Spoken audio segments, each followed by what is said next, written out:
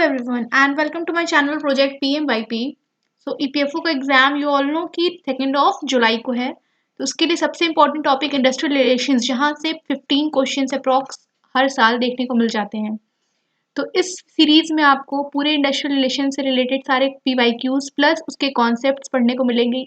I can guarantee you कि ये series देखने के बाद आप 85 to 90% of question industrial relations के कर सकते हो।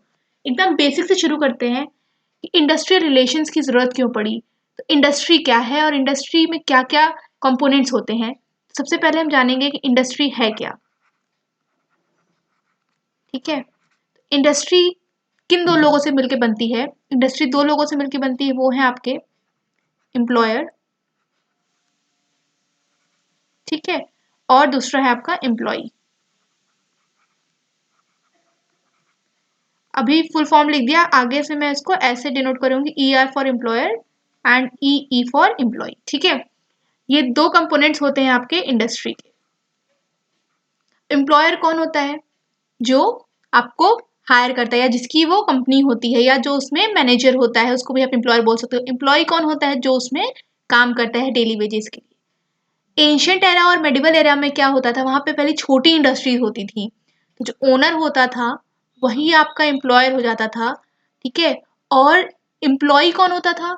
वहां पे तो इतनी राइट्स नहीं थे, तो जो बॉन्डेड लेबर होता था एम्प्लॉय की, जो एम्प्लॉय है वो एक बॉन्डेड लेबर कह सकते हैं या फिर उसको स्लेव कह सकते हैं। ठीक है, तब वो नौकर नहीं था, तब वो स्लेव था। स्लेव और नौकर के बीच में डिफरेंस होता है। ठीक है, तब वो स्लेव था या फिर दास बोल सकते हैं, बॉन्डेड लेबर करता था। कोई फ्रीडम ऑफ लाइफ नहीं थी, फ्रीडम ऑफ वर्क नहीं था। यहाँ लिख दो, फ्रीडम ऑफ लाइफ नहीं थी, फ्रीडम ऑफ वर्क नहीं था। जो कहेगा मालिक उसको करना है। किस में, कब की बात है ये आपके मेडिवल और एंशियंट पीरियड की बात है। मेडिवल और एंशियंट पीरियड में एम्प्लॉयर और एम्प्लॉय कौन था? एम्प्लॉयर जो था वो ओनर था, और एम्प्लॉय कौन था? स्लेव या फिर बॉन्डेड लेबर। ठीक है, बॉन्डेड लेबर या स्लेव, बंधुआ मजदूर जिसको बोलते थे। ये था आपका एंशियंट और मेडिवल टाइम की बात। फिर क्या हुआ? ब्रिटिशर्स आए और उसको बोलते हैं मॉडर्न एज बोल सकते हो या फिर ब्रिटिशर्स का एरा बोल सकते हो। उसमें क्या होता है, चलो देखते हैं। उस टाइम पे कॉलोनियल पीरियड बोल दो या फिर, ठीक है, कॉलोनियल पीरियड। ठीक है, कॉलोनियल पीरियड में क्या था? वहां पे भी वही दो लोग होंगे, आपका एम्प्लॉयर होगा और आपका एम्प्लॉई होगा। एम्प्लॉयर ऑब्वियस सी बात है आपका ओनर। ठीक है, यहाँ पे थोड़े हद तक रिलेशंस सुधर गए। तब स्लेव्स थे, अब आपके यहाँ पे सर्वेंट्स हो गए।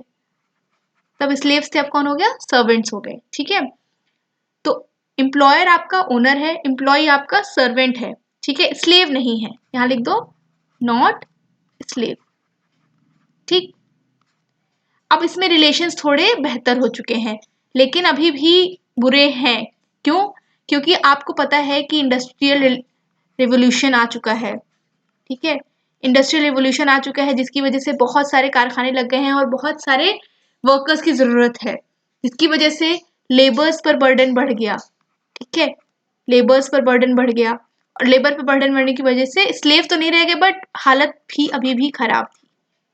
ठीक है, यहाँ पे क्या था? फ्रीडम ऑफ, वहां पे फ्रीडम ऑफ लाइफ और वर्क दोनों नहीं था। यहाँ पे फ्रीडम किसकी है? लाइफ की फ्रीडम तो है, ठीक है, पर वर्क की फ्रीडम अभी भी नहीं थी। ये आपका कॉलोनियल पीरियड में था, या फिर बोल सकते हो ब्रिटिश एरा में, इंडिया में। ठीक है, ब्रिटिश पीरियड में। ब्रिटिश पीरियड में क्या था, वो फिर से देख लेते हैं। एम्प्लॉयर और एम्प्लॉय के बीच का रिलेशन कैसा था? एम्प्लॉयर आपका ओनर था, एम्प्लॉय आपके सर्वेंट्स थे, स्लेव्स नहीं थे, क्योंकि एंशियंट और मेडिवल पीरियड में स्लेव की तरह काम होता था, बंधुआ मजदूरी की तरह काम होता था। ऐसा क्यों था यहाँ पे? क्योंकि इंडस्ट्रियल रिवोल्यूशन आ गया था, बर्डन बढ़ चुका था लेबर के ऊपर, और जब बर्डन बढ़ गया था लेबर के ऊपर तो फ्रीडम ऑफ लाइफ तो थी, बट फ्रीडम ऑफ वर्क नहीं था। एंशियंट और मेडिवल पीरियड में फ्रीडम ऑफ लाइफ भी नहीं थी, फ्रीडम ऑफ वर्क भी नहीं था। ठीक है, यहाँ पे क्या होता है कि जो ओनर होता है उसको ज्यादा से ज्यादा प्रॉफिट चाहिए, प्रॉफिट इंक्रीज होना चाहिए, एकदम प्रॉफिट। ठीक है, प्रोडक्शन। ठीक है, एम्प्लॉयर को ज्यादा प्रॉफिट चाहिए, ज्यादा प्रोडक्शन चाहिए कॉम्पिटेटिव मार्केट में खड़े होने के लिए। ठीक है, जिसकी वजह से क्या होता है, ये लोग एक्सप्लॉइट होते हैं। कौन एक्सप्लॉइट होता है? एम्प्लॉयर नहीं भाई, एम्प्लॉय एक्सप्लॉइट होते हैं। ठीक है, और इनको पगार जो है वो लेस दी जाती है, या तो लिख सकते हैं लेस पे। ठीक है, ये होता है आपका कॉलोनियल पीरियड में। अब आते हैं प्रेजेंट टाइम में, आज क्या चल रहा है, आज कैसा रिलेशन है, यहाँ लिख दो प्रेजेंट टाइम।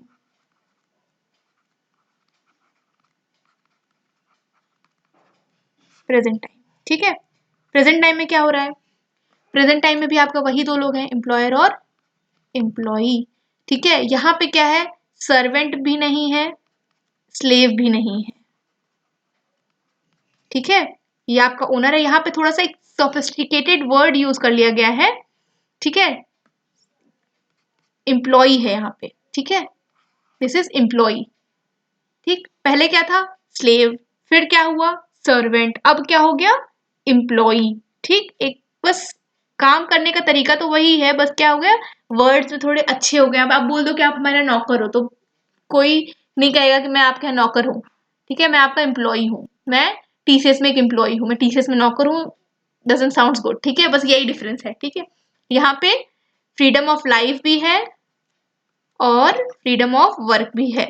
इस केस में बहुत सारी चीजें हुई हैं इस एरा में। प्रेजेंट टाइम में क्या क्या हुआ है, रिलेशन जो है ना वो एम्प्लॉयर एम्प्लॉय का बढ़ा है। क्यों, एम्प्लॉय सोचता है कि मैं अच्छा काम करूं, ठीक है, तो मेरा क्या होगा, प्रमोशन होगा,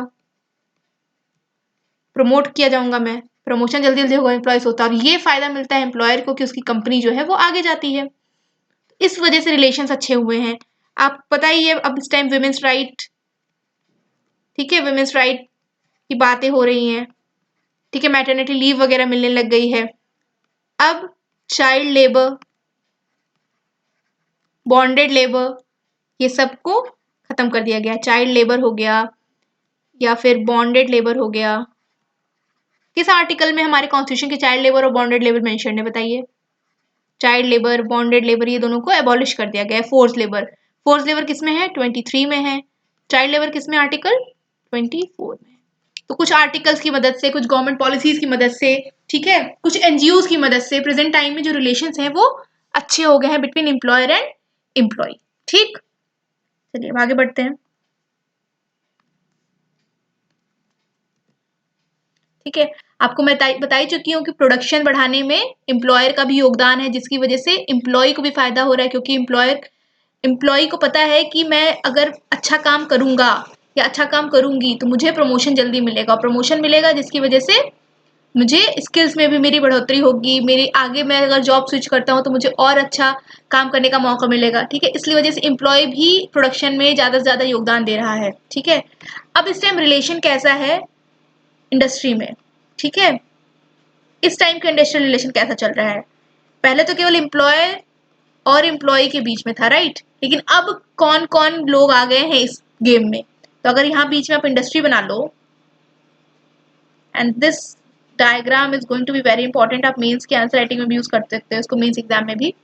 फिलहाल ईपीएफओ में तो कोई मेंस होता नहीं, लेकिन अगर फ्यूचर में कभी एग्जाम आता है इस रिलेटेड क्वेश्चन, तो देखो इंडस्ट्री में कौन कौन रहता है। इंडस्ट्री में आपको पहले तो केवल एम्प्लॉयर होते थे और आपके एम्प्लॉय होते थे। अब क्या है, गवर्नमेंट कह रही कि भाई हम लेबर लॉ लेकर आएंगे, हम, ठीक है, वुमेन्स के राइट के लॉ लेकर आएंगे। ठीक है, इसके बाद इंटरनेशनल ऑर्गेनाइजेशंस जैसे कि आईएलओ, आईएलओ की स्थापना कब हुई थी, it was established in 1919। Headquarter कहाँ पे है आपका, जिनेवा में। ठीक है, ये आपका लीग ऑफ नेशंस के अंडर ही बन चुका था।